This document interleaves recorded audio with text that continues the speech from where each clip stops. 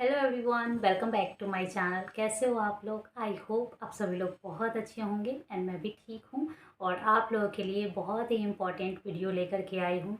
I hope आप लोगों को ये वीडियो पसंद आएगा और वीडियो को पूरा देखिएगा, पूरा समझिएगा। और अगर वीडियो पसंद आएगा तो प्लीज़ वीडियो को लाइक कर दीजिएगा, चैनल को सब्सक्राइब कर लीजिएगा, ताकि इसी तरह अपने भाषा में जैसे आप अपने फैमिली से कुछ बात करते हैं, अपनी फ्रेंड से कुछ बात करते हैं, अपनी बहन से कुछ बात करते हैं और अपने भाषा में आपको समझने के लिए मिलता है कोई भी बात, उसी तरह का वीडियो आप लोगों को मिलेगा।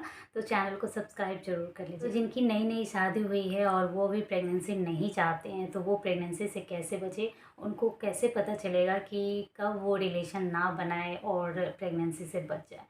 तो एक तो ये हो गया कि जिनकी नई शादी हुई है और वो प्रेगनेंसी से बचना चाहते हैं।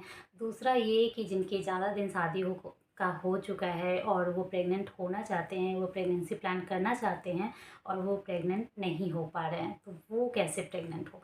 दोनों के लिए दो सवाल और एक जवाब है। तो सबसे इन दोनों का जवाब ये है कि हमारा जो पीरियड साइकिल होता है उसमें ओव्यूलेशन पीरियड आता है। उसी ओव्यूलेशन पीरियड के दौरान अगर हम रिलेशन बनाते हैं तो प्रेगनेंसी ठहरती है, और अगर हम रिलेशन बनाना अवॉइड करते हैं तो प्रेगनेंसी नहीं ठहरती है। तो अब बात ये है कि हम कैसे जानेंगे कि हमारा ओव्यूलेशन पीरियड कब है, मतलब किस डेट को हमारा ओव्यूलेशन पीरियड आता है। तो हाँ, कैसे ये हम जानेंगे? सबका पीरियड अलग अलग होता है। किसी का 28 दिन का पीरियड होता है, किसी का 30 दिन का होता है, किसी का 32 दिन का, 34 दिन का, अलग अलग सबका पीरियड होता है। तो सबसे पहले तो हमारा जो पीरियड डेट है, पीरियड का जो ड्यूरेशन है वो कितने दिन का है, वो हम कैसे जानेंगे? तो जो हमारा आज का पीरियड है, जैसे कि एक तारीख को आपका पीरियड आया है, उस दिन से लेकर के अगले जब पीरियड आता है, 1 को आता है या 2 को आता है या 3 को आता है या 4 को आता है, उस दिन का, इस पीरियड से लेकर के नेक्स्ट पीरियड के बीच का दिन काउंट करेंगे। और उसमें जैसे कि अगर 1 तारीख को पीरियड आया, 1 जनवरी को आया और अगले 1 फरवरी को आता है, तो मान लेंगे कि 30 दिन का पीरियड हमारा पीरियड डेट हुआ।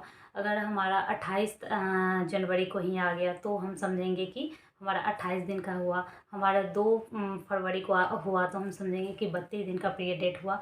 मतलब नॉर्मली हम पीरियड डेट काउंट कर लेंगे, पहला पीरियड से लेकर के अंतिम मतलब दूसरा पीरियड तक का काउंट कर लेंगे।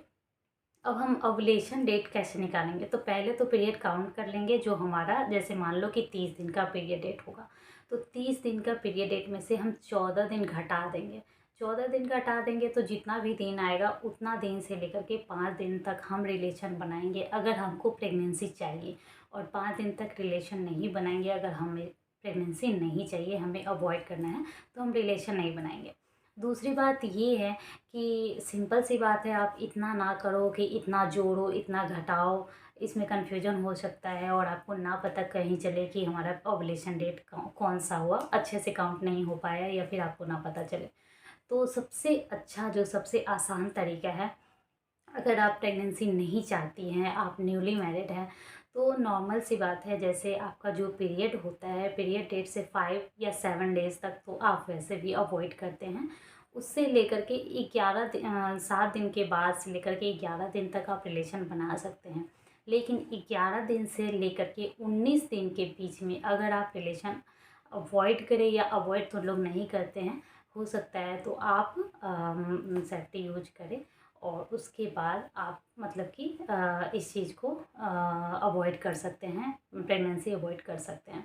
लेकिन अगर आप प्रेग्नेंट होना चाहते हैं तो फिर वही डेट है, उसी डेट को आप रिलेशन मेंटेन कीजिए, उसी डेट को आप रिलेशन बनाइए और फिर आप प्रेग्नेंट हो सकती है। जैसे कि आपका जो पीरियड डेट है तब से लेकर के, मान लो कि 11वें दिन से लेकर के 19वें दिन तक अल्टरनेट एक दिन बीच करके आप रिलेशन बनाएं और उसके बाद आप ज़रूर प्रेग्नेंट होंगे।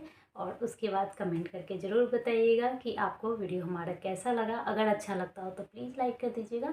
चलिए मिलते हैं इसी तरह के वीडियो में, इसी तरह का नॉलेज लेकर के मैं आऊँगी। और अगर आप लोगों को वीडियो अच्छा लगता है तो प्लीज़ वीडियो को लाइक कर दीजिएगा।